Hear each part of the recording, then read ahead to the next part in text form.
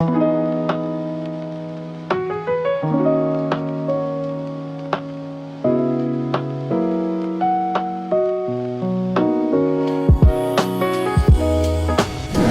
نموت ولا نخون. هذه مبادئنا يا صديقي، فاحفظها جيدا. الوفاء يجري في عروقنا والخيانة ليست من شيمنا. En 1964, dans un amphithéâtre bondé de Caltech, un étudiant lève la main et pose la question la plus simple du monde à Richard Feynman. « Professeur, c'est quoi exactement la gravité ?» La salle attend. Feynman sourit, et ce qu'il répond ensuite va te faire réaliser que tu ne comprends absolument pas ce qui te colle au sol en ce moment même. Pas toi, pas moi, pas les physiciens, personne. Et le truc hallucinant, Feynman lui-même dit que c'est la réponse la plus honnête que la science puisse donner. Et à la fin de cette vidéo, tu vas comprendre pourquoi cette réponse est à la fois la plus décevante et la plus extraordinaire de l'histoire de la physique. Bon, commençons par ce que tout le monde sait, la gravité. Tu l'as appris à l'école. Newton, 1687, une pomme tombe, le mec a une révélation cosmique, il invente la loi de la gravitation universelle. La formule, t'en souviens ? F égale G fois M, 1 fois M2 divisé par R au carré. Deux objets s'attirent proportionnellement à leur masse et inversement proportionnellement au carré de leur distance.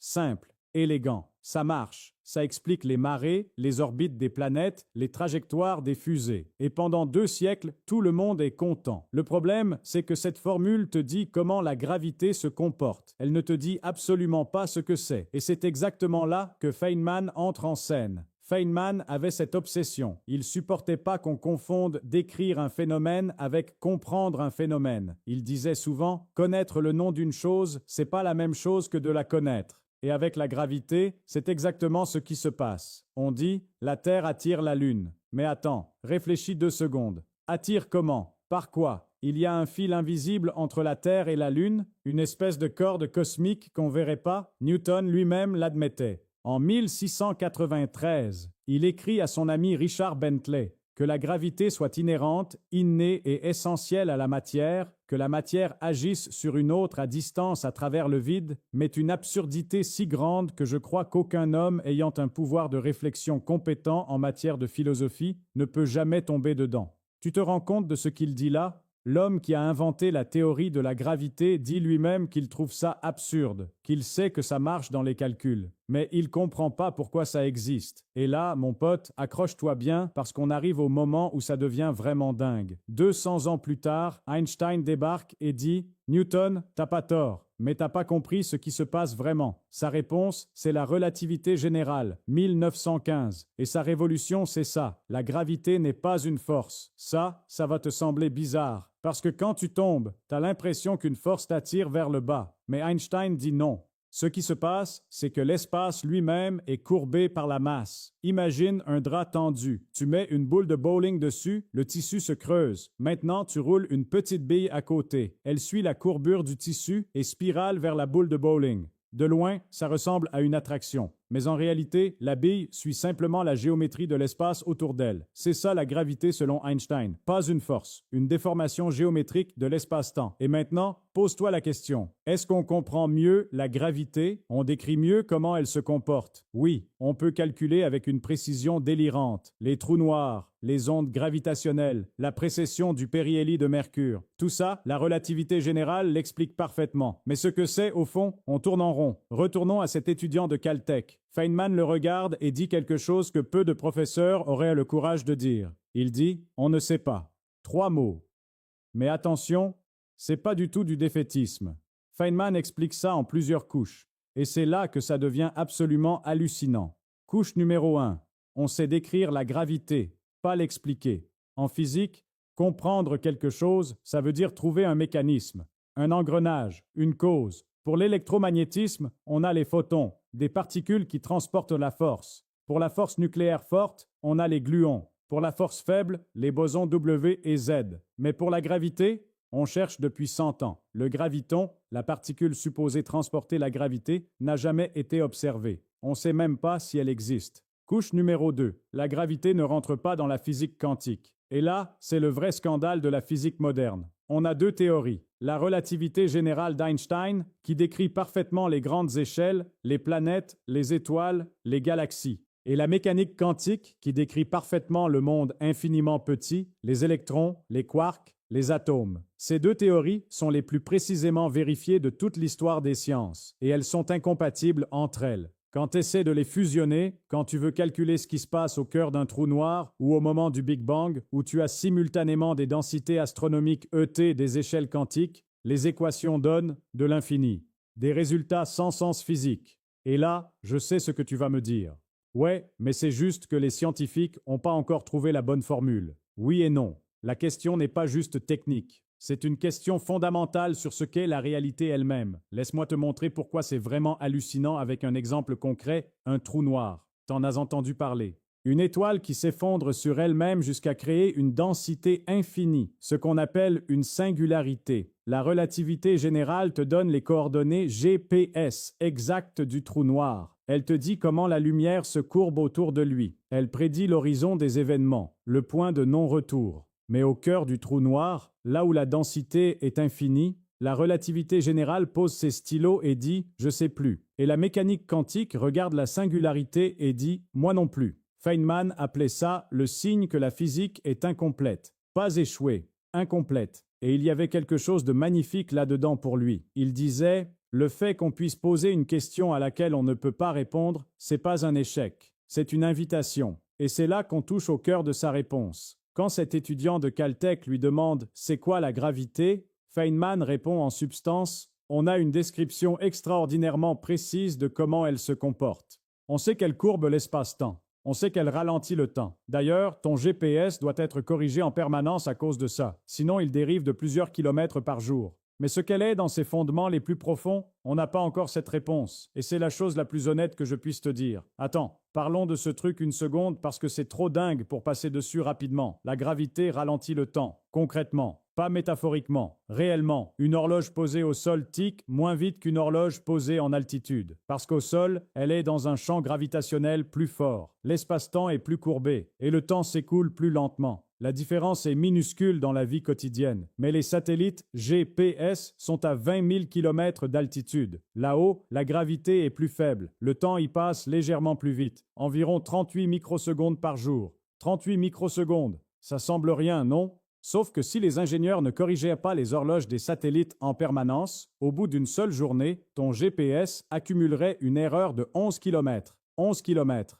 en un jour, à cause du temps qui s'écoule différemment selon la gravité. On utilise ça tous les jours sans y penser. C'est une conséquence directe d'un phénomène qu'on ne sait pas encore ce que c'est fondamentalement. Tu réalises ce que ça veut dire? La technologie qu'on utilise pour commander une pizza est basée sur une théorie dont on ne comprend pas encore les fondements. En 2015, quelque chose d'extraordinaire se passe. Deux trous noirs à 1,3 milliard d'années-lumière de là fusionnent. En un dixième de seconde, ils libèrent plus d'énergie que toutes les étoiles de l'univers observable réunies. Et cette collision envoie une onde dans le tissu de l'espace-temps, comme un caillou dans l'eau, une ondulation de la réalité elle-même. Et cette onde, 1,3 milliard d'années plus tard, atteint la Terre. Elle fait vibrer l'espace de moins d'un millième du diamètre d'un proton, et on l'a détecté. Avec l'expérience LIGO, 2 tunnels de 4 km creusés en croix, des lasers et une précision de mesure qui dépasse l'entendement. Feynman n'a pas vécu ça. Il est mort en 1988. Mais il avait prédit exactement que ce type de validation serait possible.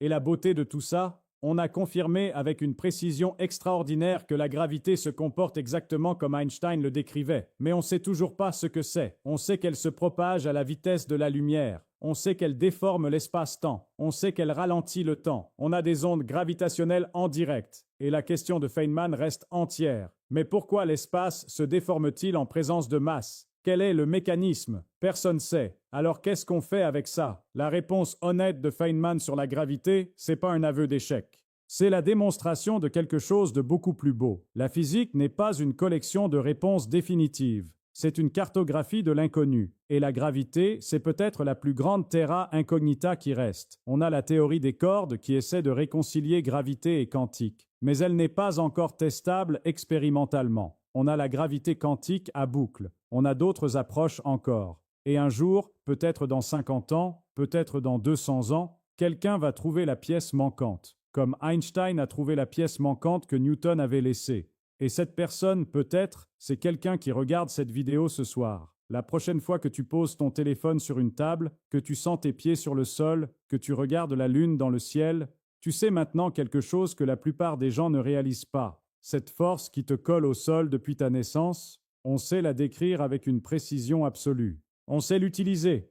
On sait qu'elle courbe l'espace et ralentit le temps. Mais ce qu'elle est vraiment, dans ses fondements les plus profonds, on ne sait pas. Et comme aurait dit Feynman, c'est pas décevant. C'est la phrase la plus excitante que la science puisse prononcer. Si cette vidéo t'a mis une claque, ou au moins t'a donné l'impression que le sol sous tes pieds est soudainement plus mystérieux qu'avant, lâche un petit pouce bleu. C'est ce qui me permet de continuer à creuser ces sujets pour toi. Abonne-toi à la chaîne Méthode Feynman pour ne rien manquer des prochaines explorations. Et dis-moi en commentaire, est-ce que ça t'étonne que la force la plus évidente de ta vie quotidienne soit aussi la plus mal comprise de toute la physique? Ou tu t'y attendais? J'ai hâte de lire vos théories en bas. Et on se retrouve très vite pour explorer un autre grand mystère de la physique. Salut et prends soin de toi.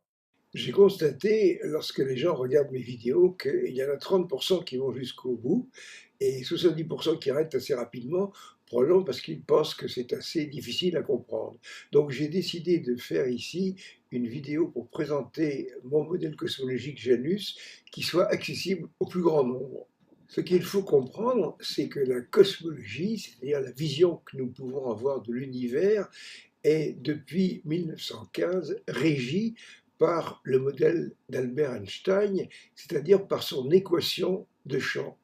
Dans tout ce qui va suivre, il n'est pas question d'expliquer ce que c'est qu'une équation, ni ce que sont les termes qui composent cette équation, simplement, c'est le modèle d'Einstein. Et pour nous, c'est une sorte de boîte noire.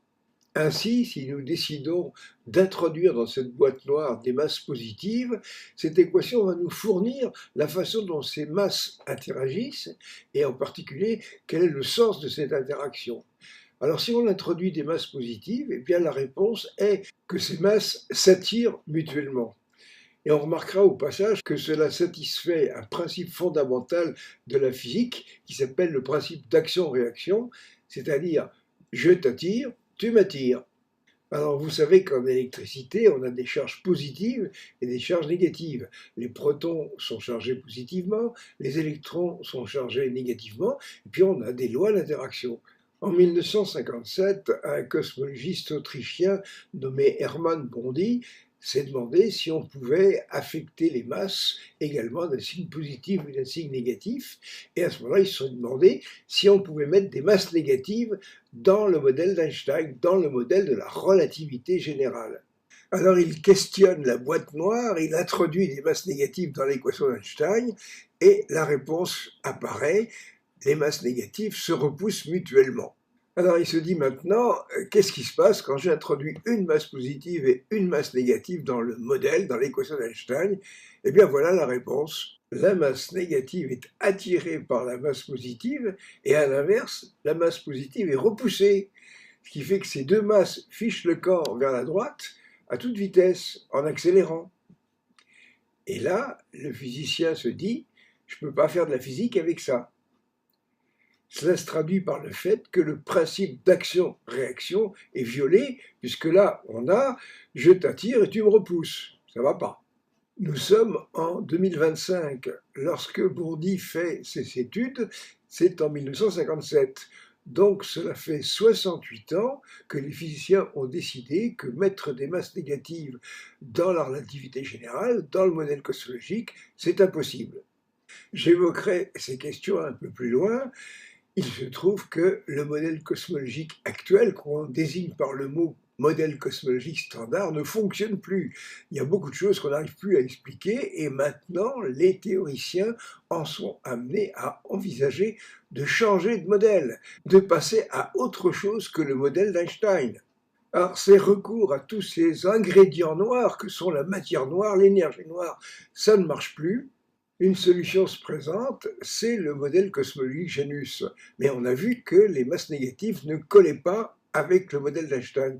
Entendu, eh bien, il faut passer à un système où il n'y a non pas une équation, mais deux. Alors vous imaginez la difficulté que cela présente de faire admettre à la communauté scientifique qu'il faut abandonner le modèle d'Albert Einstein, au modèle de la relativité générale, pour passer au modèle cosmologique de Jean-Pierre Petit avec ses deux équations. Là encore, il n'est pas question de détailler ces équations.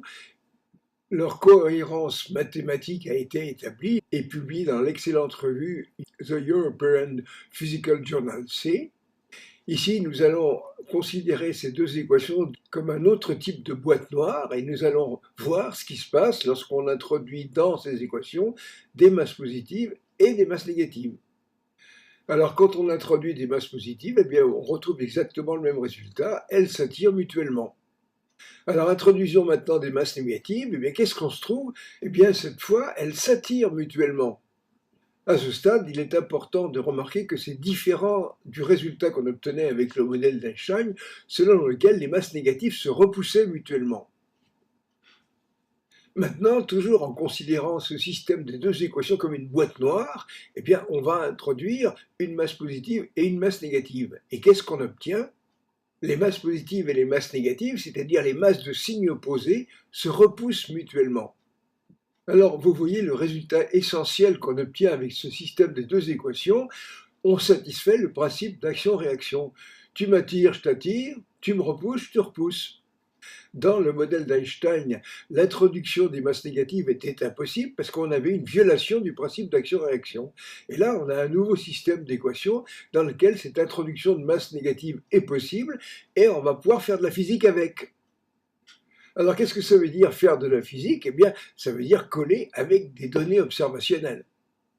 Alors, si les masses positives et les masses négatives se repoussent mutuellement, eh bien, là où il y a des masses positives, il n'y a pas de masses négatives, ou très peu, et vice-versa. Et tout ceci, c'est montré par les simulations numériques.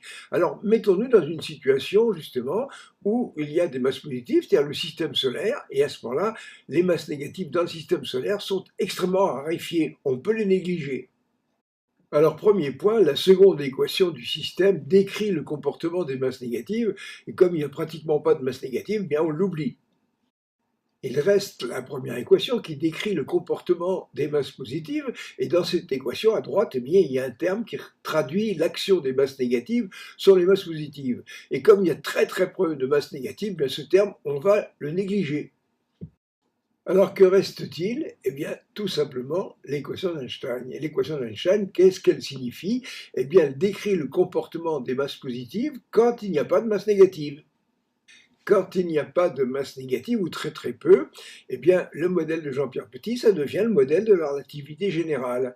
Et à ce moment-là, cette équation satisfait toutes les données observationnelles classiques, l'avance du périhélie de Mercure, la déviation des rayons lumineux par les masses, etc. Donc, le modèle cosmologique Janus n'invalide pas le modèle de la relativité générale, le modèle d'Einstein, simplement celui-ci devient une approximation lorsque la masse négative peut être négligée. Alors, vous voyez tout de suite l'ambition du modèle Janus, eh bien, c'est que ce système de deux équations remplace l'équation d'Einstein dans tous les manuels qui traitent de la cosmologie, et pour cela, il faut absolument que le modèle satisfasse toutes les données observationnelles. Pourquoi est-ce qu'un changement de modèle s'impose? Dans les années 70-80, on a essayé de rafistoler le modèle de la relativité générale en introduisant ce composant hypothétique qui serait la matière sombre. Mais cette matière sombre, impossible de la détecter. On a créé des détecteurs dans des mines et dans des tunnels. On a tenté de mettre en évidence cette matière sombre avec des détecteurs utilisant un gaz rare à l'état liquide, le xénon.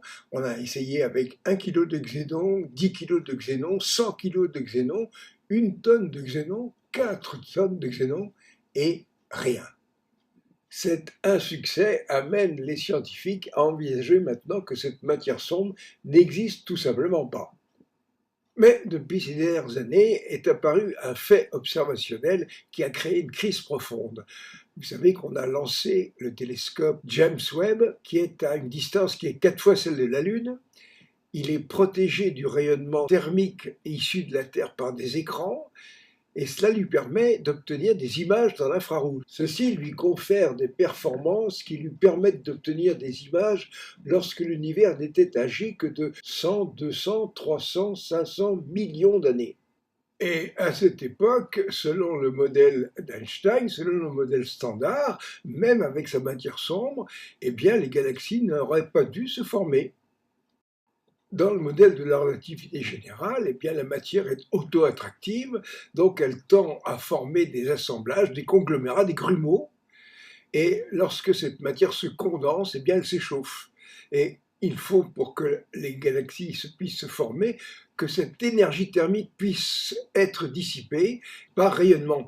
Mais vous voyez, imaginez une sphère de gaz chaud, eh bien, la quantité de gaz, c'est comme le cube du rayon, alors que le radiateur, c'est-à-dire la surface, c'est comme le carré du rayon. À cause de cela, les premières galaxies ne devraient apparaître, selon le modèle classique, qu'au bout d'1 milliard d'années. Or, dès le lancement du James Webb Telescope, lorsque les premières images sont apparues en provenance d'objets âgés de 500 millions d'années, eh bien, on a trouvé des galaxies spirales entièrement formées. Au fil des mois, les images successives ont montré qu'il y avait des galaxies entièrement formées qui n'avaient que 400 et même 300 millions d'années. Le modèle cosmologique Janus prédit que les galaxies doivent toutes se former pendant la première centaine de millions d'années. On sait maintenant que la matière représentée par les galaxies se distribue selon une structure lacunaire qui peut être comparable à des bulles de savon jointives. Et ça, c'était une prédiction du modèle Janus, où dès le départ, c'est la masse négative qui pilote toute la dynamique de la galaxie en expliquant l'accélération de l'expansion et la formation de ces grands vides qui s'articulent autour de conglomérats de masse négative. En 2017, 4 chercheurs, Hélène Courtois, Daniel Pomarède, Brent Tully et Yehudi Hoffman, avaient construit une cartographie à très grande échelle de l'univers. Vous voyez ici, vous avez un cube qui a 1,5 milliard d'années-lumière de côté, et on voit très bien un grand vide auquel on a donné le nom de Great Repeller. Great, ça veut dire grand, to repel, ça veut dire repousser, c'est le grand repousseur. Et vous voyez les flèches noires qui indiquent que cet objet repousse les galaxies qui sont alentour. Depuis 2017, on a localisé une demi-douzaine de grands vides de ce genre, donc la structure lacunaire de l'univers se confirme, et le modèle Janus est le seul qui prédise et qui explique cette structure. Cette structure à grande échelle se forme dès les premières centaines de millions d'années. Sur ce dessin, on a figuré des immenses conglomérats de masse négative sphéroïdaux en leur donnant une couleur verte. Ces conglomérats sphéroïdaux de masse négative repoussent la masse positive qui est en jaune et on voit ces forces de répulsion dans la figure de gauche, indiquées par les petites flèches noires. Et à ce moment-là, la masse positive est comprimée sous forme de plaque avec de chaque côté un objet de masse négative qui la repousse. Donc cette masse est comprimée et sa structure plane permet un refroidissement extrêmement rapide. Dans l'image numéro 2, les petites flèches rouges représentent le flux de rayonnement, donc une naissance très rapide des galaxies, et le modèle cosmologique Janus nous dit que toutes les galaxies se forment pendant la première centaine de millions d'années. Pour présenter un nouveau modèle qui puisse s'imposer et remplacer le modèle précédent, eh bien, il faut qu'il puisse expliquer des phénomènes que le modèle actuel n'explique pas. Eh bien là, c'est la naissance très précoce des galaxies et la structure à grande échelle de l'univers. Alors, est-ce qu'il y a un autre phénomène que le modèle Janus explique et dont le modèle standard ne parvient pas à rendre compte? Eh bien, c'est la structure spirale des galaxies. En France, Françoise Combe est la grande spécialiste de la structure spirale et récemment est devenue présidente de l'Académie des sciences. Et regardez ce qu'elle dit dans ses vidéos. Depuis 1990, on a beau introduire la structure spirale en tant que condition initiale dans les simulations, elle se dissipe en à peine plus d'un tour. Il nous reste à trouver le mécanisme qui lui permette de se maintenir. Dans le modèle Janus, les galaxies sont logées dans les lacunes d'une distribution de masse négative qui les entoure, qui les confine. Et ce mécanisme, eh bien, c'est la friction entre la galaxie et son environnement de masse négative qui crée cette structure spirale et la maintient pendant un nombre illimité de tours. Voici donc les principaux arguments en faveur de ce nouveau modèle. Il y en a bien d'autres, mais les exposer serait un petit peu plus compliqué. Ce qu'il faut retenir, c'est que le modèle classique de la cosmologie, c'est-à-dire la relativité générale, accumule les faits d'observation dont elle ne parvient plus à rendre compte. Inversement, le modèle cosmologique Janus s'accorde avec tous ces faits observationnels et n'est en contradiction avec aucun. Dans ces conditions, on est en droit de se demander pourquoi la communauté scientifique française et même internationale, les journaux de vulgarisation scientifique, la presse, ne s'intéressent pas plus à ce nouveau modèle. Eh bien, l'explication est simple. En janvier 1979, l'académicien français Thibaut Damour a installé sur sa page de l'Institut des hautes études de Bure-sur-Yvette un article intitulé « Incohérence physique et mathématique du modèle Janus », un article incohérent que personne ne lit, mais auquel tout le monde se réfère.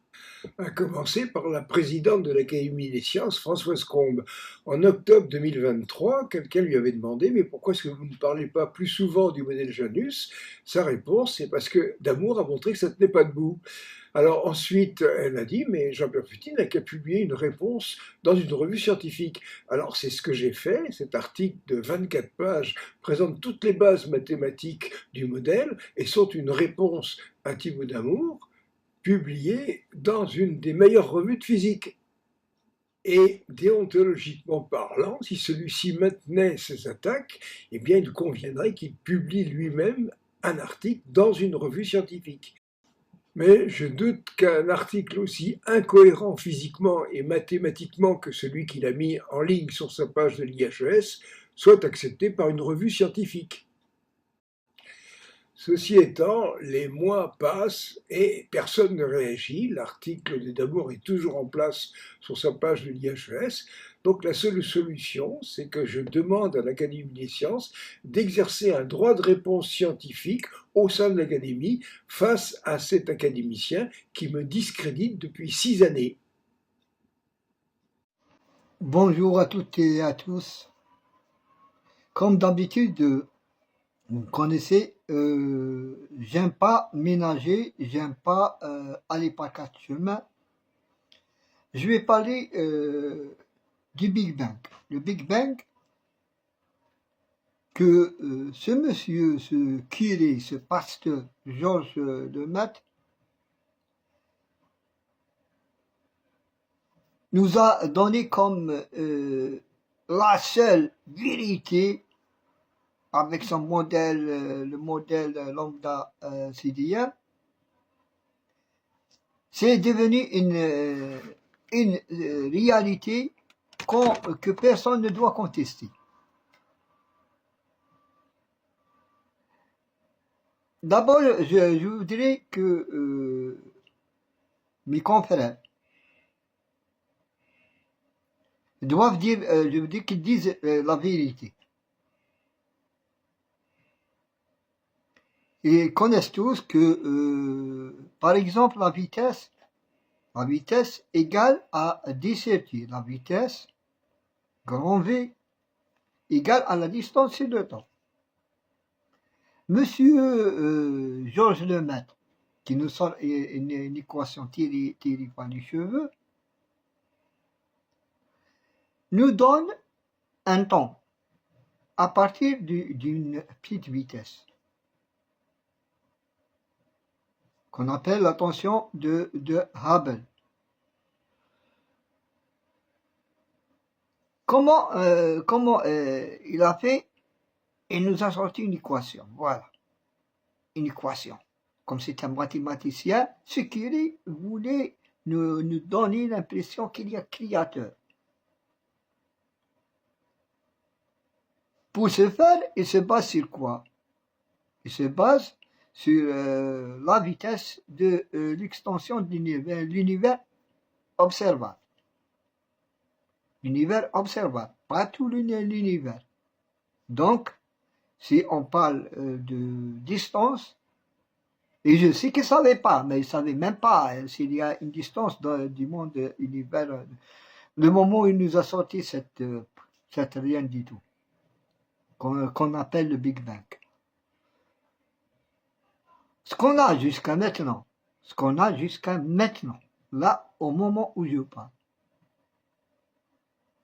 on a la superficie maintenant, je parle de maintenant, pas au moment où ce curé nous a sorti sa théorie du Big Bang.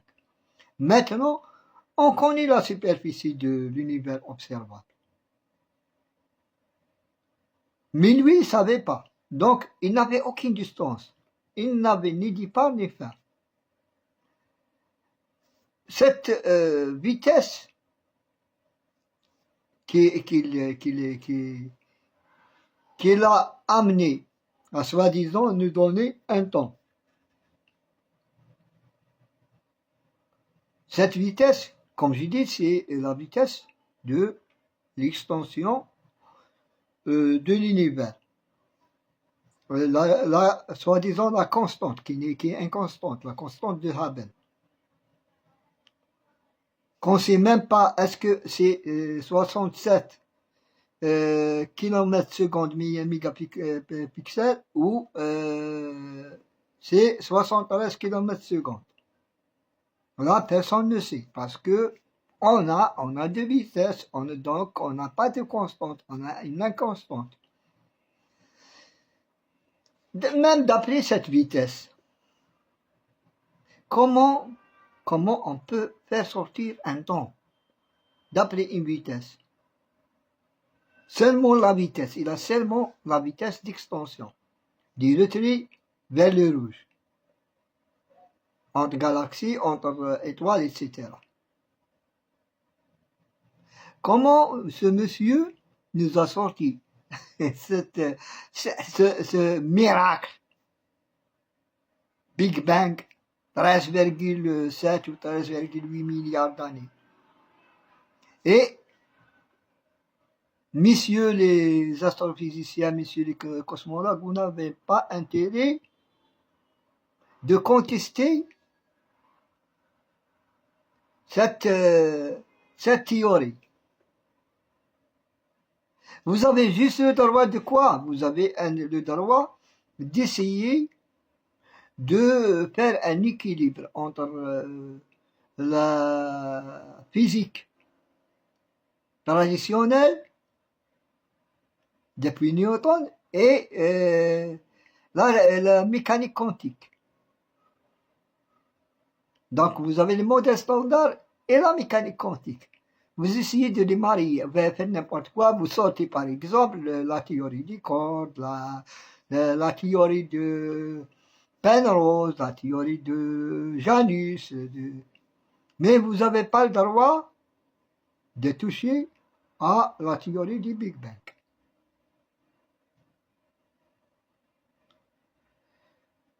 Comme j'ai dit, on est au XXIe siècle. On ne connaît même pas notre position dans l'univers. On ne connaît même pas la position de la Terre, du système solaire, dans tout l'univers. Ce qu'on connaît, c'est l'univers observable. Et on essaie de toujours, comme d'habitude, comme les anciens récits des religions, on est le centre du monde. C'est nous le centre du monde. Au départ, c'était la Terre, le centre du système solaire, et croyaient au Moyen-Âge que l'univers, c'est le système solaire. Et dans le système solaire, on est le centre du système solaire. Alors, ceux qui ont dit, comme Galilée ou comme Copernic, qui ont dit que non, on n'est pas le centre de l'univers. Non, on est en train de tourner autour du Soleil. Là, vous êtes directement apostasié. Vous êtes apostasié, mon frère. Donc, maintenant qu'ils savent qu'il y a des galaxies, il y a un univers observable, et le grand univers, on ne le connaît pas. Donc, on n'a pas de distance. On n'a pas de distance. Personne ne pourra vous dire qu'on a des distances de l'univers. On a des extrémités. Alors qu'on parle, même avec le satellite JWST, on a l'univers observable. Même avec ce grand satellite, il a ses limites. On est toujours dans l'observable. Ce que personne, jamais personne, n'a les extrémités de l'univers. Et personne ne pourra vous chanter l'univers quand il a commencé. On peut avancer des hypothèses, on peut avancer des théories, on peut se baser sur des théories, comme c'est la théorie de Penrose, l'univers cyclique. C'est une façon de voir les choses, et il faut la voir, l'étudier, sa théorie dans sa globalité. On a la théorie de Janis qui parle de deux univers parallèles. Il y a beaucoup de théories, il y a TBS, il y a Monte, il y a aussi ma théorie. Et je prétends pas que je détiens la vérité absolue. Mais le Big Bang, c'est la vérité absolue. C'est la vérité absolue parce qu'elle vient d'un Curie qui vous donne un temps. Il vous donne un temps de commencement. Et il fait un commencement par quoi? Par un atome. Et on a développé toutes les théories à partir de ce monsieur qui a dit que le monde a démarré d'un atome, il y a inflation, avec monsieur Planck qui nous a sorti ça, des moments de Planck, le mur de Planck, la température de Planck. Il manque que le cul de Planck. Voilà, je vais continuer, je vais vous passer des vidéos, ensuite je fais des commentaires. Dans la suite de ce que je viens de dire, ce qui concerne cette théorie du Big Bang, pardon, je suis dehors, cette théorie du Big Bang, je vais faire des vidéos, après des vidéos, pour expliquer d'abord la gravité, le problème de la gravité, parce que dans les 4 forces, il y a un problème qui s'appelle la gravité. Et dans les 4 forces fondamentales, on parle de la gravité. Dans ce contexte, je vais essayer d'expliquer à partir de Feynman. Ensuite, je vais faire une vidéo sur le modèle de Jean-Pierre Lefebvre, le modèle Janis. Je vais essayer d'expliquer un peu le modèle Penrose. Ensuite, je vais présenter mon modèle. D'ici là, je vous montre que je suis dehors. Là, comme vous voyez, je suis dehors. Je suis devant une mosquée.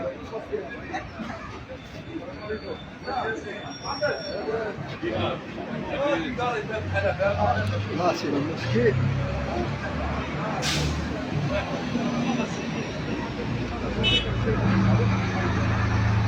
Là, c'est le café. Et c'est plein de barbus. Vous imaginez que, par exemple, j'essaye d'expliquer le modèle cosmologique à ces barbus. Vous imaginez un peu, c'est comme si vous lui dites directement qu'il n'y a ni créateur ni création. Il n'y a rien de tout ça. Alors, mesdames et messieurs, connaissez les risques. J'ai parlé du soi-disant Big Bang, du meurtre de Planck. Je vais revenir après. Qu'est-ce qu'il nous avance comme preuve du Big Bang? On nous narre une histoire à dormir debout, comme les histoires des religions. Juste des mythes. On nous dit que 2 ingénieurs Arno Fenzik et Robert Winston, qui travaillaient sur une antenne radio, ont entendu un son de parasite uniforme. Et cela en 1965. Ils ont d'abord nettoyé leur parabole ou leur antenne. Il paraît qu'il y avait du caca d'oiseau. Bon, passons. Ils ont nettoyé tout ça. Ensuite, ils ont vérifié. Oui, le son est bien un parasite uniforme. Là, ils ont décidé que ce qu'ils ont entendu, c'est le son du Big Bang.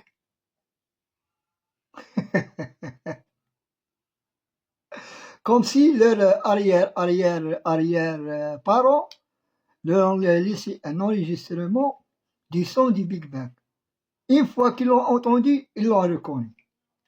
Ils ont reconnu le son. Ah, c'est lui, c'est le son du Big Bang.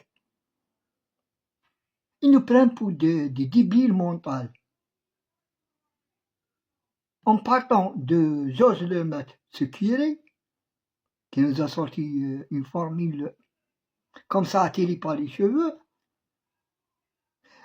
à ces soi-disant ingénieurs qui disent qu'ils ont reconnu le son, c'est le son du Big Bang. Moi, je dis, si quelqu'un n'a jamais entendu Elvis Presley chanter, il ne va jamais le reconnaître une fois qu'il entend une chanson. Celui qui ne le connaît pas, il ne pourra pas reconnaître une chanson d'Elvis Presley. Il ne va pas dire que celui qui chante là, c'est Elvis Presley. Celui qui n'a pas connu les Beatles, n'a pas vu, n'a pas entendu, ne les a pas vus sur scène, les Beatles, c'est pas parce qu'il entend une chanson comme ça dans la rue, ah, il va vous dire ça, c'est les Beatles. Si tu connais pas les Beatles, tu connais pas. Si tu connais pas Elvis, tu connais pas. Donc, si tu connais pas le son du Big Bang, tu vas pas nous dire qu'une fois tu as entendu un parasite uniforme, comme tu dis, que c'est le son du Big Bang. Ça, ce qui concerne ces deux ingénieurs de radio, de son, etc. Je reviens à M. Planck. M. Planck, le mur de Planck, le temps de Planck, la température de Planck, le cul de Planck. Planck, celui-là, est vraiment... il ne sort n'importe quoi. Tout ça, pourquoi? Pour nous dire qu'il y a il y a eu un temps, une seconde, une fraction de seconde, où il y a eu Big Bang. Ensuite, qu'est-ce qu'il vous dit? Il vous dit, avant cette fraction de seconde, il n'y avait rien du tout. Il n'y avait rien du tout. Là, il dit que la physique s'arrête. La physique s'arrête. Monsieur a mis un mur. Il a mis le mur. La physique s'arrête. Monsieur Planck, comme ces messieurs que je viens de citer, c'est juste des croyants. C'est juste des croyants. Et leur théorie, soi-disant théorie, leur théorie, c'est juste la suite des croyances. C'est la suite de l'Église. C'est comme ça, c'est pour ça que moi je conteste les dogmes religieux dans les milieux scientifiques. Et surtout, ces académiciens qui sont à la tête des académies, qui eux, ils jugent les gens. C'est eux qui jugent les gens. Pour moi, c'est juste des prêtres. C'est juste des prêtres, habillés en costume. Et ils connaissent un peu de connaissances dans la science, dans la physique, l'astrophysique, les mathématiques. Ils nous sortent n'importe quoi, n'importe quoi, pour nous dire qu'il y a création et créateur. En réalité, le Moyen-Âge n'a jamais quitté le milieu de la science. Si vous croyez que l'histoire s'est arrêtée avec Galileo Galilei, Copernicus, Copernic, etc., vous avez tort.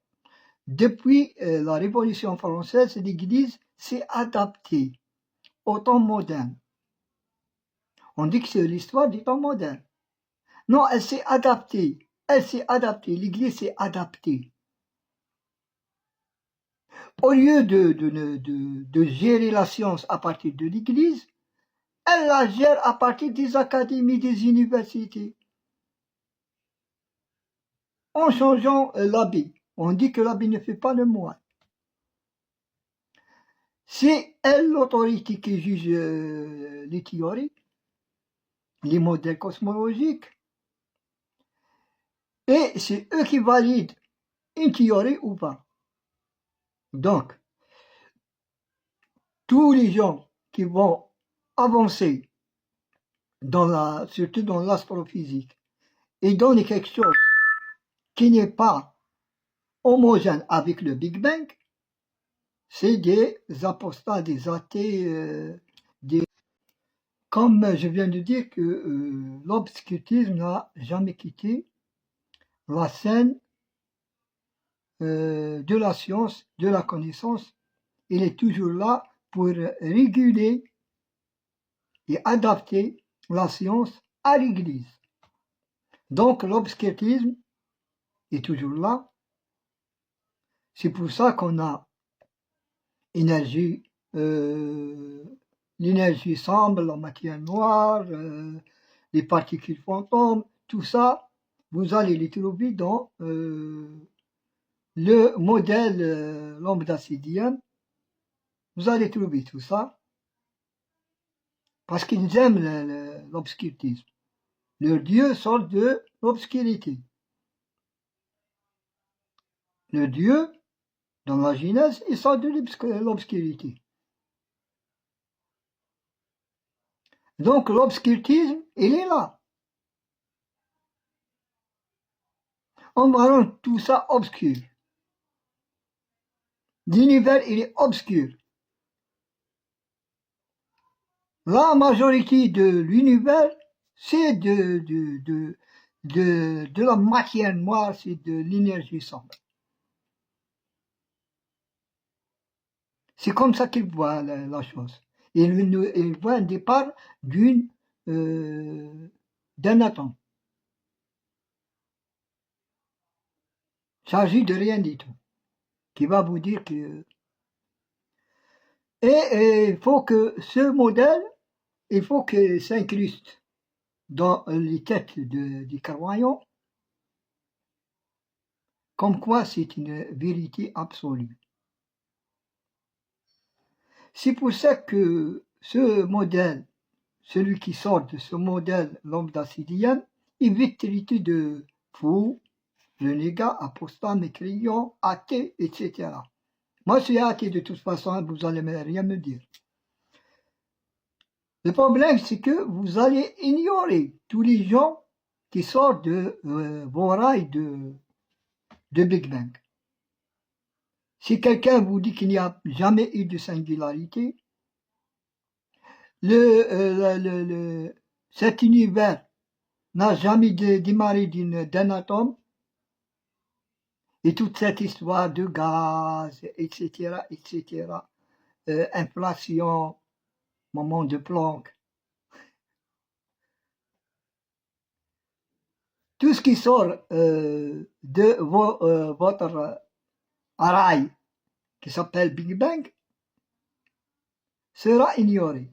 C'est pour ça qu'on va trouver de grands chercheurs, de grosses têtes, des prix Nobel ignorés.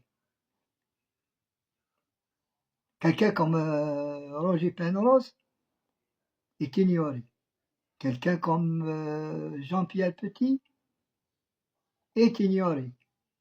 Quelqu'un comme Jean-Pierre Calumet est ignoré. Même celui qui essaie d'adapter sa théorie avec votre Big Bang. Même ce Jean-Philippe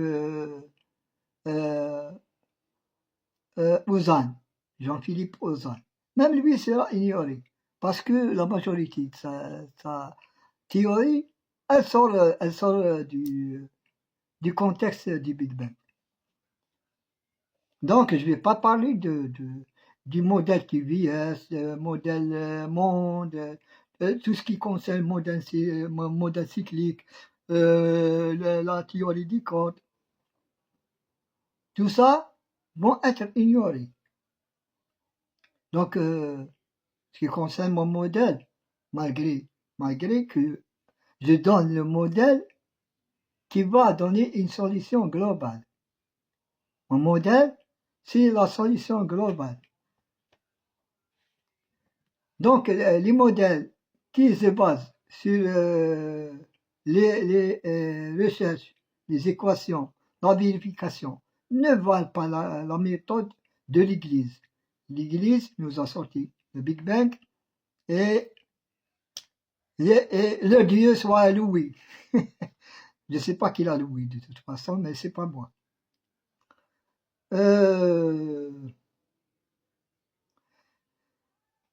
En tous les cas, 13,8 milliards d'années, c'est pas moi, c'est pas seulement moi qui l'ai contesté. Maintenant, je l'ai contesté, ça fait longtemps, depuis 2002 que je répète la même chose.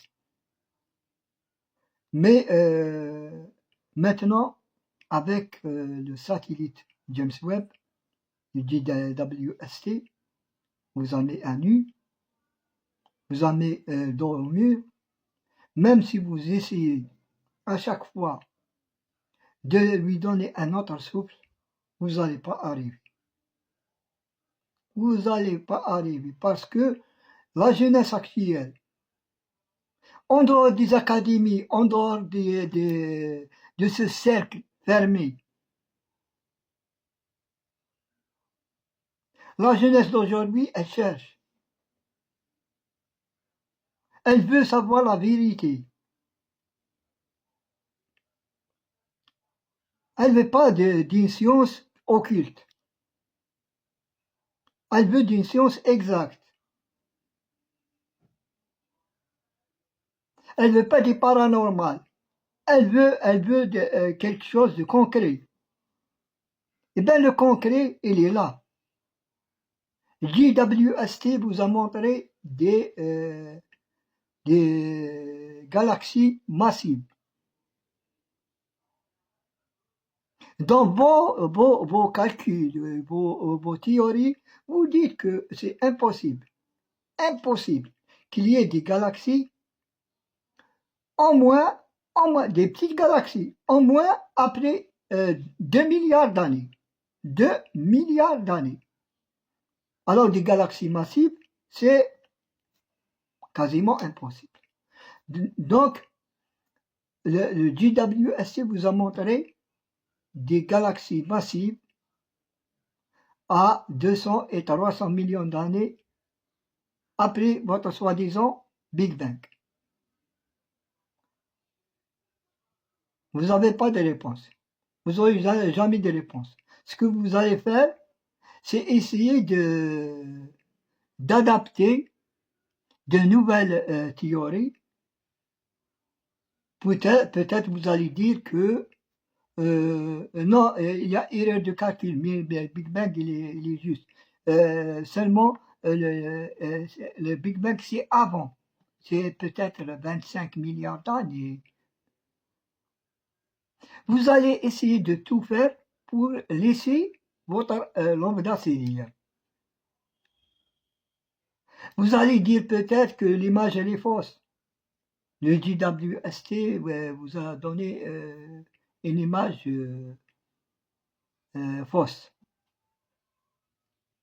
Vous allez tout dire pour essayez de rester avec votre modèle. Mais la réalité est là. Cette jeunesse actuelle, elle cherche la vérité. Pas le tailleur qui est en train de coudre les trous. C'est ce que vous faites, vous êtes en train de coudre les trous, parce qu'il y a beaucoup de trous, et il y a beaucoup d'anomalies, donc vous allez coudre les trous, et vous allez avoir en fin de compte un modèle, pièce détachée. Votre modèle ne vaut rien du tout. Sur ce, je vais montrer le vrai problème. Où est le problème? Le vrai problème qui est dans la gravité, puisqu'on parle de 4 forces fondamentales. La gravité, qu'est-ce que c'est que la gravité d'abord? Il faut la définir. Est-ce que c'est une force? Est-ce que la gravité c'est seulement l'attraction ou la répulsion est aussi une gravité? Est-ce que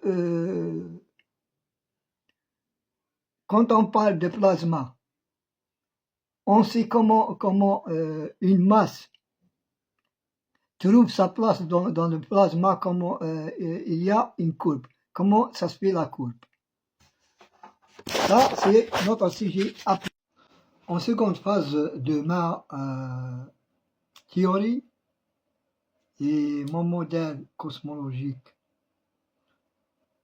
je vais donner un peu de rigueur à ma vision de la cosmologie bipolaire. J'ai commencé à traduire des concepts de pression et de flux en langage mathématique. Voici les bases des équations et des principes formels que j'ai abordés pour structurer ma théorie. D'abord, le gradient de pression ou la substitution à l'attraction. Plutôt que d'utiliser la formule classique de Newton, F égale G M1 fois M2 c'est R2, j'ai exploré l'idée que les forces perçues comme gravité est le résultat d'une différence de pression entre les deux feuillets d'espace-temps. L'équation conceptuelle posée était un peu la formule de Einstein, à qui j'ai ajouté un élément que je vais citer. C'est une étape cruciale de ma réflexion. J'ai utilisé l'exemple, par exemple, du vaisseau à propulsion par gradient de pression, ou la propulsion à flux de gravité, pour illustrer comment l'information et la matière pourraient voyager en exploitant cette structure. Le mécanisme de transport et l'intrication. En premier lieu, il y a le phasage à l'horizon des événements. Pour ma théorie, l'horizon des événements n'est pas une fin, mais une interface de tri. Lorsque le graviton atteint cet horizon, il subit un phasage. L'information n'est pas détruite. Elle est encodée sur le feuillet positif, notre univers, tout en étant projeté instantanément sur le feuillet négatif via le flux perpétuel. C'est ici que le graviton devient le support de l'intrication quantique. Il maintient une liaison rigide entre les deux feuillets peu importe la distance. C'est à l'infini. Le moyen de transport, l'exemple du cercle de flux, pour illustrer le transport, j'ai pris l'exemple d'un véhicule capable de manipuler localement la densité de ses particules de graviton. Le principe, au lieu de brûler le carburant pour pousser contre la matière, le vaisseau crée un vide de pression de gravité et à l'avant et une suppression à l'arrière. L'analogie du tube, c'est comme une bulle d'air qui remonte à la surface de l'eau. Ou mieux encore, comme une navette dans un tube pneumatique. Le vaisseau glisse sur le flux perpétuel entre le trou noir, l'aspirateur, et le trou blanc, l'éjecteur. L'équation de transport d'information, j'ai esquissé une relation où l'intrication I est fonction du flux de gravité phi. Phi, c'est l'élément que j'ai ajouté à la formule d'Einstein. Cette relation et cette intrication traversent l'horizon. Donc, cette intégration de surface montre que l'information emmagasinée dans l'horizon des événements est directement liée à la quantité de graviton qui circule entre les deux pôles du système bipolaire. La suite logique ou la mémoire du graviton, j'ai effleuré l'idée que si le graviton transporte l'information et maintenant l'intrication, alors l'espace-temps lui-même est une banque de données vivantes. Et si l'information est conservée et circule sans cesse, alors les vérités du passé historique ou physique sont encore présentées ou encore présentes dans la structure du flux, attendant d'être décodées par une intelligence humaine ou artificielle capable de phaser sur la bonne fréquence. L'équation de la théorie de tout, selon mon modèle et selon ma théorie, vise à réconcilier les quatre forces fondamentales, par une approche historique, une approche physique, une approche cosmologique.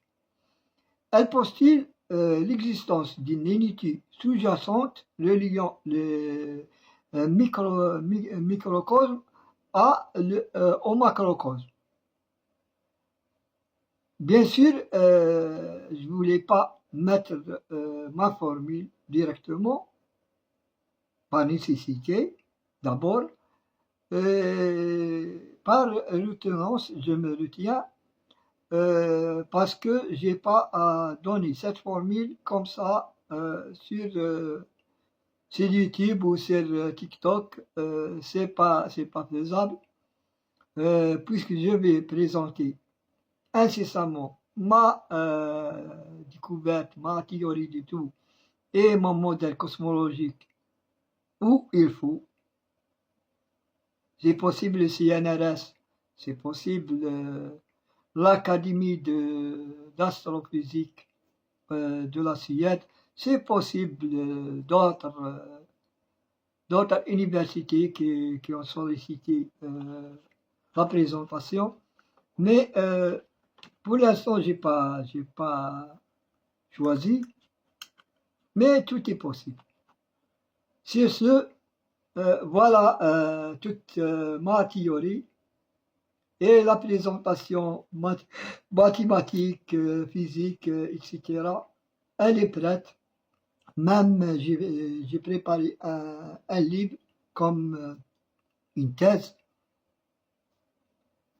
Pourquoi pas une autre thèse de doctorat dans une autre spécialité, mais j'ai préparé un livre j'explique toute la théorie de A à Z et je vais voir quelle maison d'édition qui va la faire. Il y a 2 maisons d'édition qui m'ont sollicité pour éditer mon livre chez eux, mais pour l'instant, j'ai pas décidé. Amazon, il y a l'édition universitaire européenne et il y a d'autres maisons d'édition. Je réfléchis d'abord, ensuite je vais voir où je vais éditer le livre. Sinon la présentation, je vais la faire incessamment. Je sais d'ores et déjà que la communauté scientifique religieuse n'aime pas ça. Je sais qu'elle va être réticente. Comment ça se fait qu'il y a un modèle cosmologique qui prouve qu'il n'y a pas de Dieu? C'est pas moi qui l'a dit. C'est pas moi qui l'a dit ça. C'est un certain savant que tout le monde respecte. C'est Stephen Hawking qui a dit, tant qu'il y a la gravité, il n'y a pas de créateur. Moi, je suis d'accord. Je suis d'accord. Tant qu'il y a le graviton, pas la gravité, tant qu'il y a le graviton, il n'y a pas de créateur. Tant qu'il y a intrication quantique, subatomique, il n'y a pas de créateur, ni création. Maintenant, on arrive à la présentation de mon modèle cosmologique. Pourquoi je dis que mon modèle est un modèle parfait par rapport aux modèles qui ont été proposés jusqu'à maintenant, ces modèles alternatifs.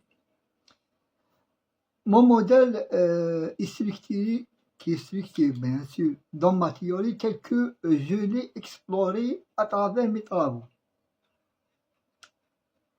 Dans mes recherches dans le sujet des modèles homogènes, des modèles cosmologiques qui soient vraiment cohérents,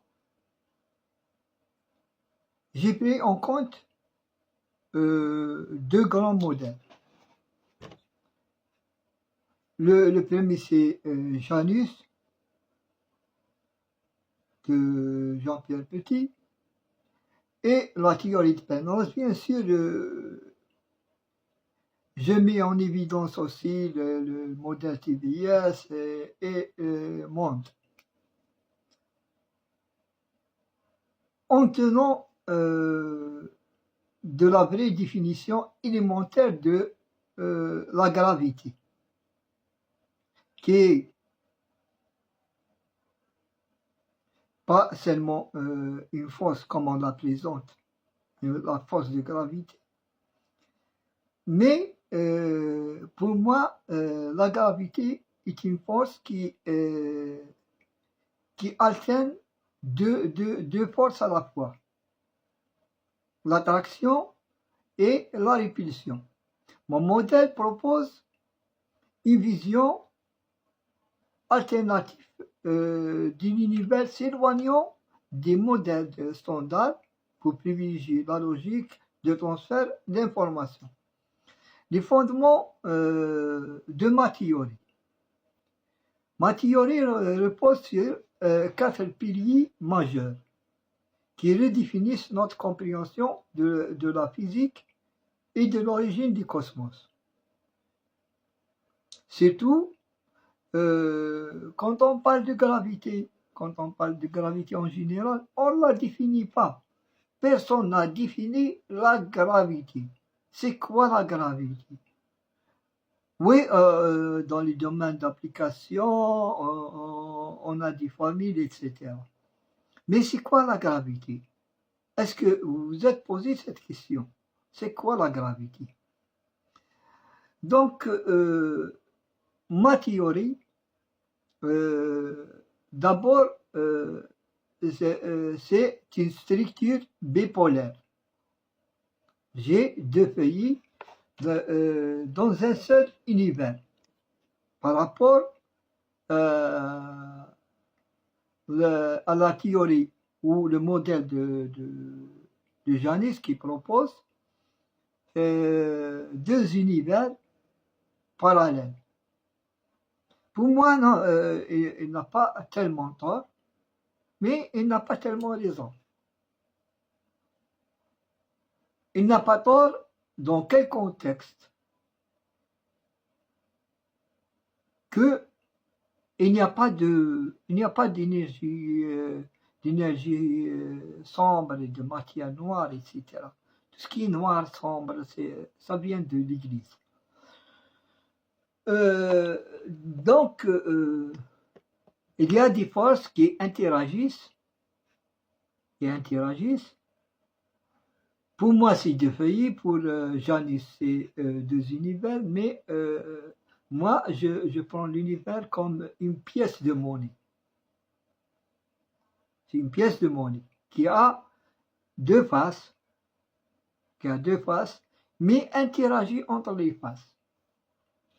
Donc, ma structure bipolaire ne sera pas unique, mais composée de ces deux feuilles d'espace-temps superposés.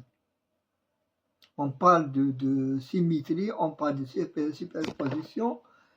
Ces deux réalités possèdent des polarités inversées, créant une sorte d'équilibre fondamental à l'échelle cosmologique.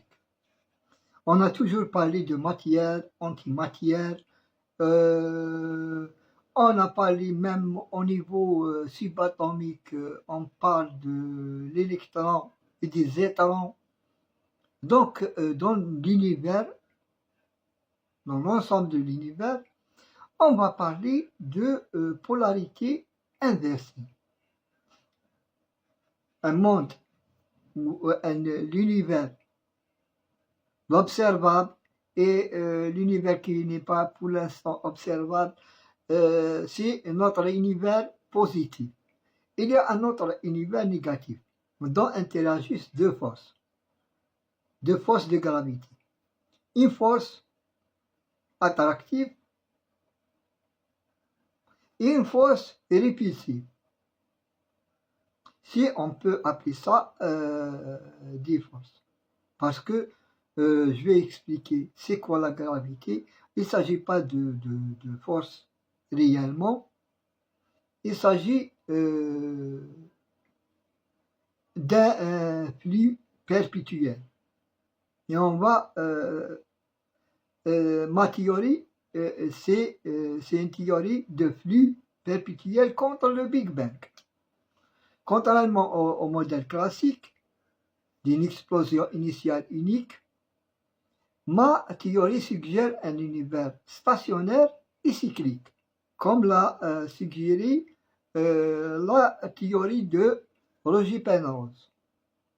Le moteur de ce système est un transfert constant de matière et d'énergie entre les trous noirs et les trous blancs. Ce qui disparaît d'un côté est réinjecté de l'autre côté. Maintenant, un flux, c'est ce que j'appelle un flux perpétuel. Qu'est-ce qui fait que l'information reste? Et il y a ce flux. Je parle de la conservation de l'information. Un concept clé de cette analyse est que l'information n'est jamais perdue.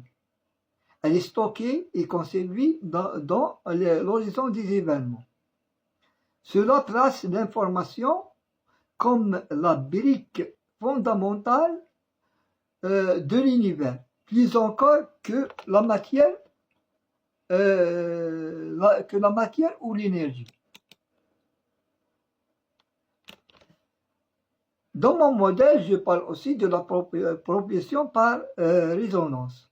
Sur le plan technologique et pratique, cette vision ouvre la voie à un nouveau mode de déplacement, la propulsion par résonance d'information. Au lieu d'utiliser du carburant, brûler le carburant, on utiliserait des propriétés intrinsèques de l'espace-temps pour se mouvoir. Je considère, en conclusion, que ce modèle est une solution à la fois simple et mathématique élégante. Cependant, une réflexion importante est ressortie de mes échanges. La maturité de l'humanité, selon mes analyses, la société actuelle, est-ce qu'elle est prête ou pas? Elle n'est pas prête à intégrer pleinement une découverte d'une telle portée, tant qu'elle remet en question nos paradigmes actuels. Une société académique gérée par une mentalité dogmatique religieuse n'est pas prête. Une société académique gérée par des militaires qui aspirent à des guerres n'est pas valide.